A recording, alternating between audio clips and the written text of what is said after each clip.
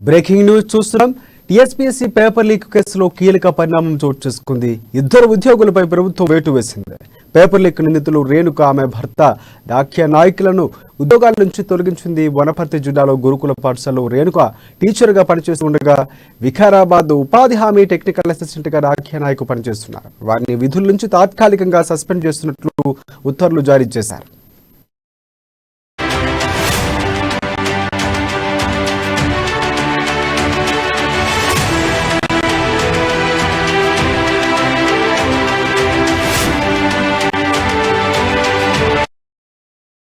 TSPSC paper leak కేసులో కీలక పరిణామం చోటు చేసుకుంది. ఇద్దరు ఉద్యోగులపై ప్రభుత్వం వేటు వేసింది.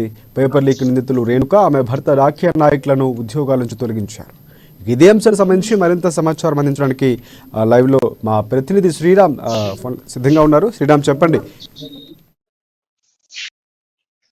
రాజశేఖర్, గతంలో తెలంగాణ రాష్ట్రంలో జరిగినటువంటి పరీక్షలకు సంబంధించి ఆ కలకలం సృష్టించిందని చెప్పుకోవాలి. అయితే నవీన్ అక్కడ జనార్దన్ రెడ్డికి టీఎస్పీఎస్సీ కార్యదర్శికి పిఏగా ఉన్నటువంటి ప్రవీణ్ ఎవరైతే ఉన్నారో, ప్రవీణ్ యొక్క ప్రియురాలు మౌనికకు వారి యొక్క భర్తకు ఈ యొక్క టీఎస్పీఎస్సీ పేపర్ లీక్ స్కామ్ లో ఉన్నట్లు తెలుస్తా ఉంది. అయితే ఇప్పటికే 8 మంది నిందితులను అరెస్ట్ చేసి జైల్లో పెట్టడం జరిగింది. అయితే అందులో ఉన్నటువంటి భార్యాభర్తలతో పాటు అక్కడ స్థానికంగా ఉంటున్నటువంటి డాక్య నాయక్, అంటే వారితో పాటు డాక్య నాయక్ కూడా ఇందులో సంబంధాలు ఉన్నాయంటూ పోలీసులు గుర్తించారు. అయితే గుర్తించినప్పటికీ డాక్య నాయక్ పోలీసుల అదుపులో రాలేదు ఇప్పటి వరకు. అందుకు అనుగుణంగా పోలీసులు వారి కుటుంబ సభ్యులకు నోటీసులు జారీ చేయడం జరిగింది. డాక్య నాయక్ ఎవరైతే ఉన్నారో ఈ రేణుక సంబంధించినటువంటి భర్తతో సత్సంబంధాలు ఉన్నాయి, అంటే స్నేహితులుగా ఉండేవారు గతంలో. అయితే ఈ భార్యాభర్తలు ఇద్దరు పోలీసుల అదుపులో ఉండి ఇప్పుడు ప్రస్తుతం ఉన్న రిమాండ్ లో ఉన్నారు. అయితే వారి భర్త కూడా గతంలో ఈ జాతీయ ఉపాధి హామీ పథకంలో టీఏగా, అంటే టెక్నికల్ సంబంధించినటువంటి ఆఫీసర్ గా విధులు నిర్వహిస్తా ఉన్నారు. అయితే నిందితులుగా పోలీసులు గుర్తించిన తర్వాత వారిని తాత్కాలికంగా విధుల నుండి బహిష్కరించారని చెప్పేసి తెలుస్తా ఉంది. వారితో పాటు వారి స్నేహితులు ఎవరైతే ఉన్నారో డాక్య నాయకుని కూడా పోలీసులు ఇంకా అదుపులోకి తీసుకోలేదు. అదుపులోకి తీసుకున్న తరుణంలో ఎటువంటి యాక్షన్ తీసుకుంటారని చెప్పేసి చూస్తున్నట్టు ఉంటారు.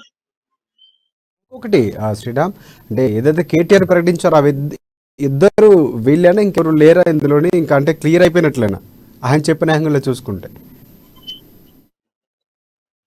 అంటే రాజశేఖర్, దీనికి సంబంధించి ఈ ప్రభుత్వ అధికారుల హస్తం ఇంకా ఉన్నాయి.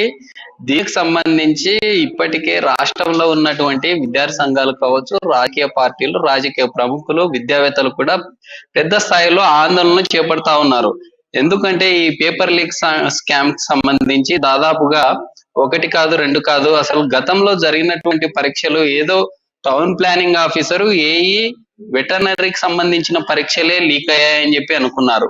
అయితే ఇలా కాకుండా గతంలో జరిగినటువంటి దాదాపుగా 15 పరీక్షలకు సంబంధించి పేపర్లు లీకేజ్ కావడము, ఇందులో ప్రభుత్వ అధికారుల హస్తం ఉన్నట్లు తెలుస్తా ఉంది. అయితే ప్రభుత్వ అధికారులు ఇందులో ఉన్నప్పటికీ ఈ యొక్క విచారణ అనేది సిబిఐ లేదా సిట్టింగ్ జడ్జితో విచారిస్తే గతంలో జరిగినటువంటి అవకతవకలను బయటికి తీసే అవకాశాలు ఉంటాయని చెప్పి పెద్ద ఎత్తున డిమాండ్ చేస్తున్నటువంటి పరిస్థితులు. అయితే ప్రస్తుతం రాష్ట్ర ప్రభుత్వం సిట్టుకు దర్యాప్తును నియమించింది. సిట్టులో ఉన్నటువంటి దర్యాప్తులో భాగంగా 10 రోజులు పోలీసులు ఆ టైంను అడగడం జరిగింది. అయితే 10 రోజులు కుదరదని చెప్పి 6 రోజులకు కుదించడం జరిగింది. 6 రోజుల్లో భాగంగా ఈ రోజు 4వ రోజు విచారణ జరుగుతా ఉంది. ఇంకా 2 రోజులు అయితే దీనికి సంబంధించిన ఆధారాలు పోలీసులు ఏం సేకరించారు ఏమనే విషయాలు మనకి బయటికి రావాల్సింది.